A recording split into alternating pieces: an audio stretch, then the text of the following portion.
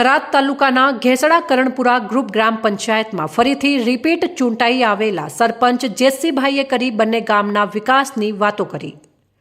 પટેલ સમાજના મોભી અને રાજકીય અને સામાજિક આગેવાન એવા રિપીટ ચૂંટાઈ આવેલા સરપંચ જેસીભાઈ પટેલે ગામના વિકાસના કામો થાય અને બંને ગામોની પ્રજાને સરકારી લાભો મળે તેના માટે હર હંમેશ તત્પર રહી ગામની પ્રજાને લાભ અપાવીશ અને જેમ બને તેમ બંને ગામમાં વિકાસ થાય અને બનાસકાંઠા જિલ્લાની અંદર આ બંને ગામો ફર્સ્ટ નંબર આવે તેવું કામ કરવું છે તેવું જેસીભાઈ પટેલ દ્વારા જણાવવામાં આવ્યું હતું।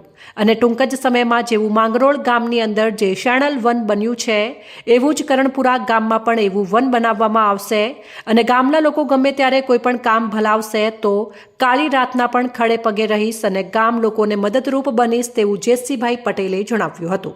પટેલ જેસીભાઈ વાઘાભાઈ, ગામ કરણપુરા, ઘેસડા ગ્રુપ ગ્રામ પંચાયત સરપંચ, જે ગઈકાલે આપણે પરિણામ આવ્યું તેમાં બહુ જંગી મતોથી લીડ મળી।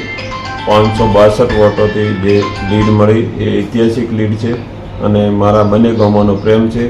મારા બંને ગામોના વડીલો, યુવાનો, મિત્રો, બહેનો, માતાઓ તેમને આ લીડ સમર્પિત કરું છું, જે એમણે ખૂબ જ મહેનત કરી છે।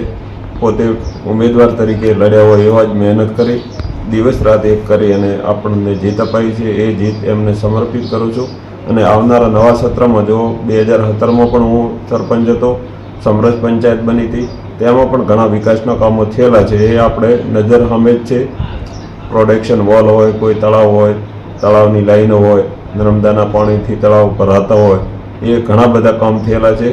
અત્યારે હાલમાં પણ નવા કામો અત્યારે જે કરણપુરાથી કુંભારા રોડ એનું થોડા દિવસમાં અધ્યક્ષ સાહેબનો ટાઈમ મળે એટલે ખાતમુહૂર્ત કરવાનું છે। એક જે ચેનલ વન તરીકે મોગલોર માતાએ જે વન બનાવ્યું છે એવું પણ વન આપણે મંજૂર કરાયું છે, તેનું પણ ખાતમુહૂર્ત કરાવવાનું છે। અને જે પ્રધાનમંત્રી આવાસ યોજના હેઠળ મકાનો ગરીબોને એમના પોતાનું ઘર હોય એમની પણ ચિંતા કરીને જે મારા પહેલાં ઓનલાઈન સર્વે થયું હતું એમાં આપણે તલાટી બેન છે મારે મેડમ, એમને સાથે રહી અને જ્યાં જરૂર હતી અહીંયા મકાનોનું સર્વે કર્યું છે। એમને પ્લોટ અને મકાન સાથે થોડા દિવસમાં જે ટાર્ગેટ આવશે એમાં કામ કરી અને એમના પોતાના મકાનો હોય એવું પણ આપણે કરવું છે।